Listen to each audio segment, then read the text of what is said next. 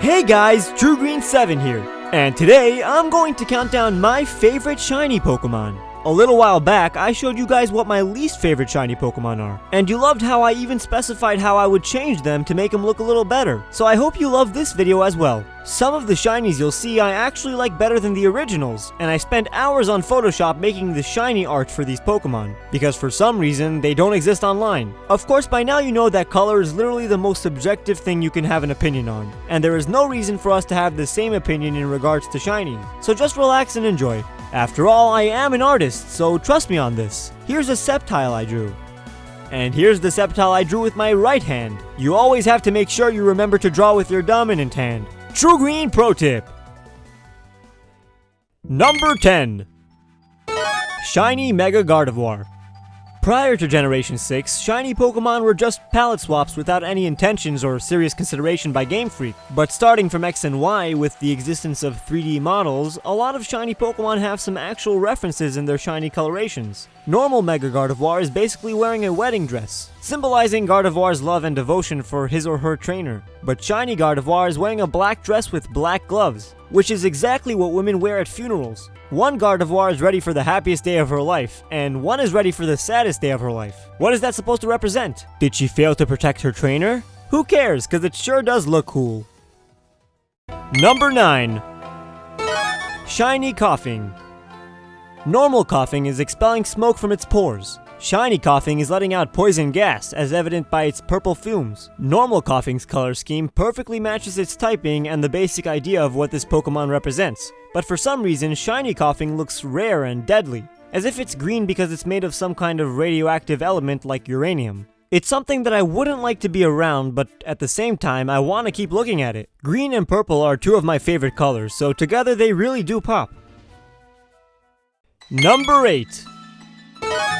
Blue shiny Pokemon, specifically Gigalith, Mega Medicham, Tyrantrum, and Psyduck.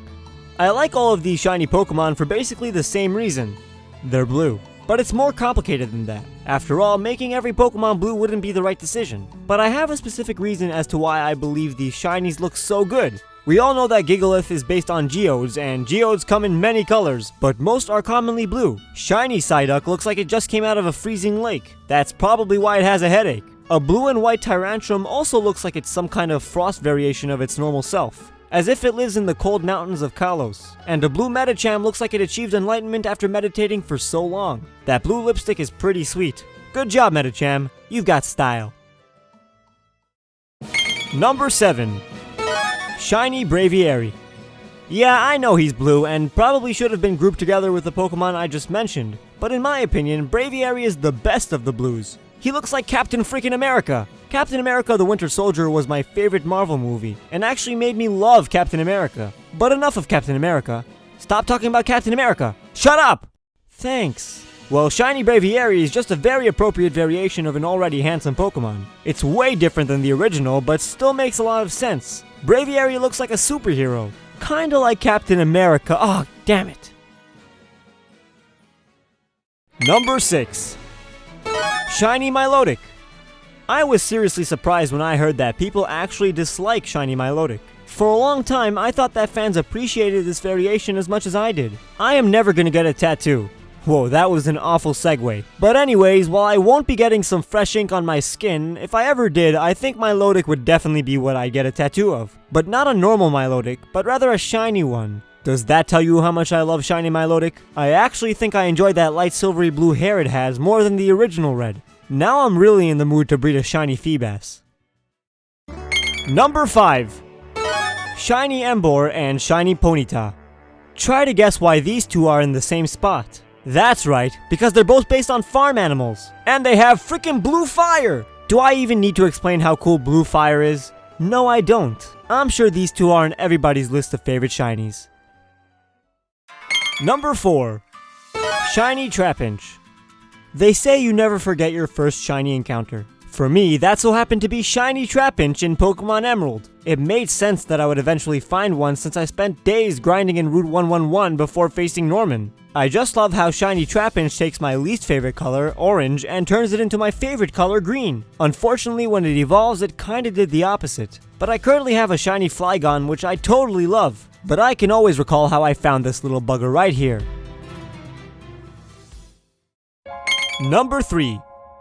All the plant-based Pokemon that go through autumn stages. All these grass types and Sudowoodo look amazing because it seems as if their leaves are turning brown or red before they fall off during autumn. It's simply beautiful. Look at shiny Trevenant. It looks exactly like a tree during the fall. I appreciate these shinies very much. I always thought that the only thing better than a healthy green leaf is a shining red one.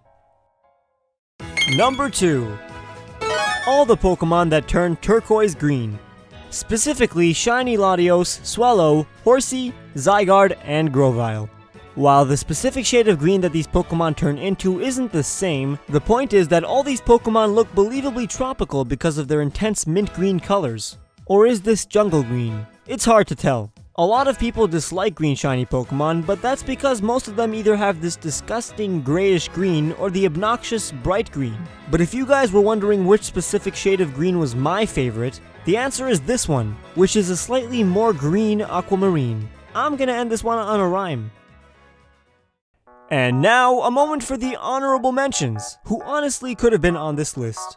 Shiny Meryl, which my sister has caught, Skarmory because it looks rusted, Slugma cause it looks like it's hardening, Lotad cause I recently caught one and it looks amazing, Jumpluff cause it's cute, Diggersby because it's cleaner and more like Bugs Bunny, Doublade cause it's a bloody ghost sword, Slurpuff cause now it really looks like a dessert, Delphox cause it accentuates its witch-like design, Shiny Clauncher cause it looks exactly like Dr. Zoidberg. It has to be intentional. Shiny Umbreon, Beedrill, and Poliwrath, and all the black shinies like Shiny Camerupt, Charizard, Haxorus, and Shiny Greninja.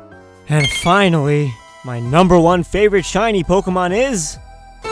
Shiny Mega Gengar.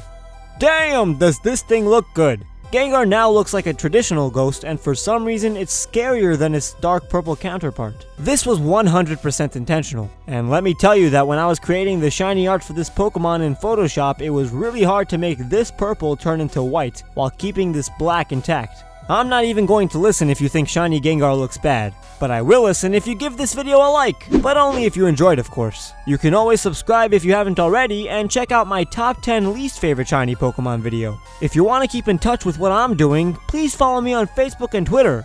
But for now, I'll see you guys very soon.